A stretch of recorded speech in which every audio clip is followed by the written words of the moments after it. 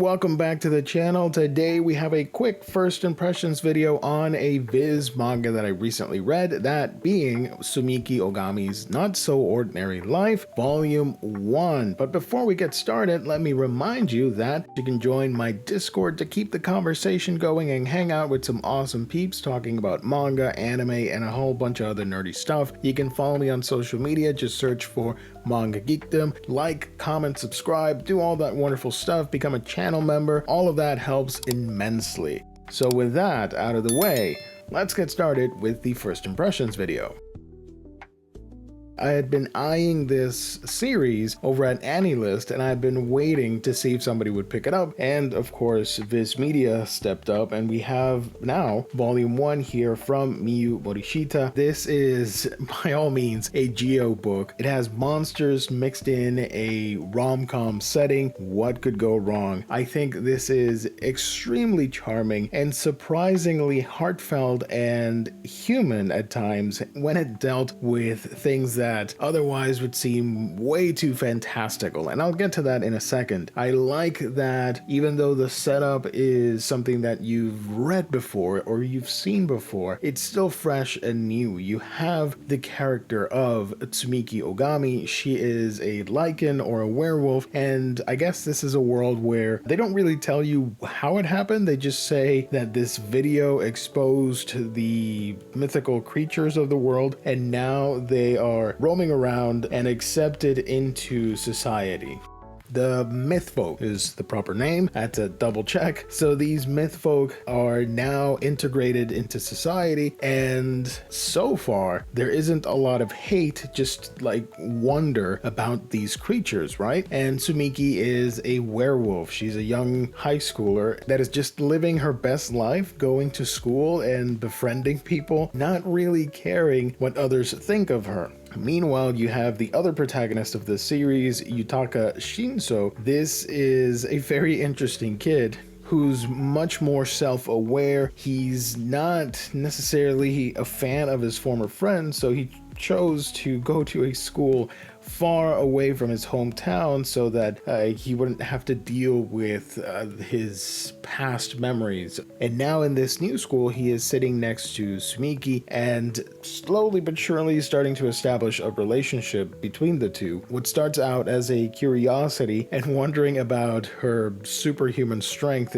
dealing with her shoes not fitting in her locker and she just ripping the door wide open, to just conversations about how Tsumiki deals with the attention that she garners with her being a werewolf, whether it be her socks getting ripped because of her claws, or the fact that she has to wear this strap by her leg to tie down her tail, which the other characters point out, like, hey, there are school uniforms that accommodate mythfolk that have tails, for example, but she likes it that way. So that explained a lot, because when I saw the cover for the book, I was always wondering why the tail was just next to her leg, and yeah, it was a belt strap basically.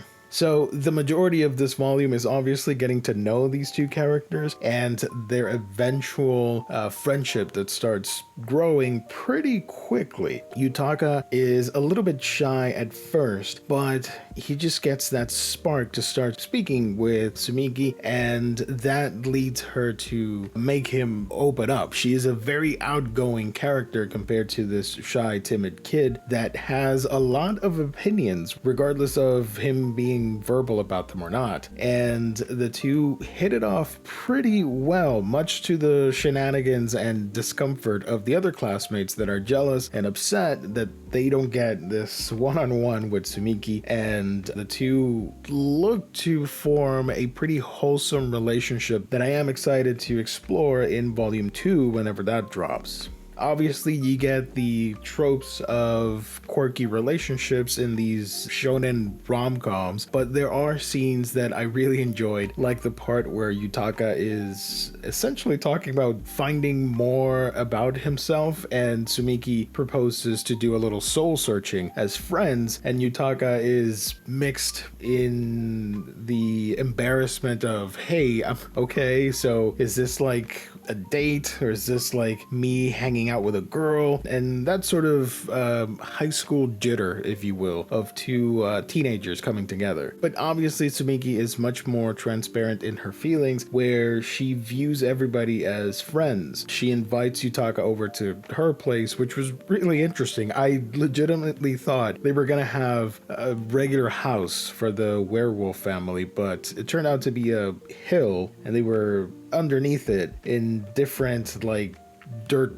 houses, which was again not what I was expecting. The other girls are worried that she's just randomly inviting this boy over, and she's like, well, that's what you do, you got a friend, so invite him over. And they're like, yeah, but what if inviting someone over you don't know, they start some funny business? To which Tsumiki misinterprets this as a violent act, to which she's going to retaliate and fight back and possibly destroy the opponent, which is unrelated to the whole point of this conversation. It's that honesty and carelessness which makes her very wholesome and appealing to the reader. One of my favorite things about this book, and I'm skipping around a little bit, is the art. I am a huge fan of the character designs. It reminds me of things like Rudy Dragon, Komi Can't Communicate, or Kubo Won't Let Me Be Invisible, or heck, even a little bit of Dangers in My Heart. It has that distinct flair that makes it stand out. Obviously, if this were a regular rom-com, I don't think it would be worthy of anybody's attention because there's so much. It is such a saturated market, but having the monster creatures, having that fantasy element mixed with tropes that we know about relationships, about growing up, makes it a more engaging, fun read. I like that the mangaka is very expressive with his artwork on the characters' faces, specifically Tsumiki, and how she's just chilling and vibing and just enjoying her time. She knows who she is. She doesn't have to put up a front. She's not worried about people being opinionated or thinking differently. That's their problem. She's just going to live her life and hopefully set an example for her siblings so that they are able to join the human side as well. So I didn't see a lot of myth folk in this book. There was one vampire and I believe an invisible kid, but other than that, it was fairly tame. So I assume since this is the first volume, it means that these creatures are just now starting to pop up and populate the area. So I guess would make sense why she would want to inspire her siblings so that when they come out of their shell, they're able to interact with people and join the human school and all that fun stuff. So yeah, overall, I thought it was pretty fun. I enjoy quirky stuff like this. I am a huge fan of mythological creatures and supernatural reads.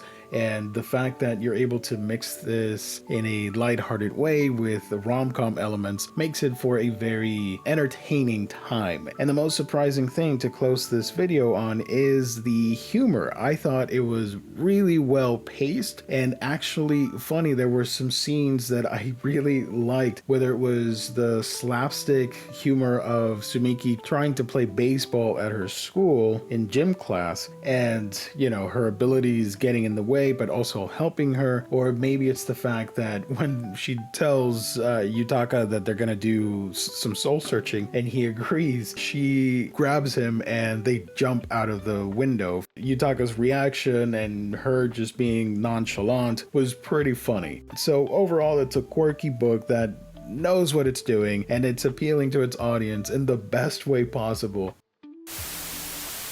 Have you read this book? Let me know in the comment section down below. I'd appreciate some comments on this one. And if there are similar books you think I should check out and maybe give out some impressions or review, let me know in the comments as well. Thank you everybody for watching. I know the schedule has been super wacky as of late, but this summer has been brutal. From burnouts to just real life complications. It's been all over the place and I do apologize for the lack of videos, but hopefully that will change soon-ish, and you'll see some more of Manga Geekdom. So thank you everybody once again. God bless. Stay safe out there. I will catch all of you on the next one.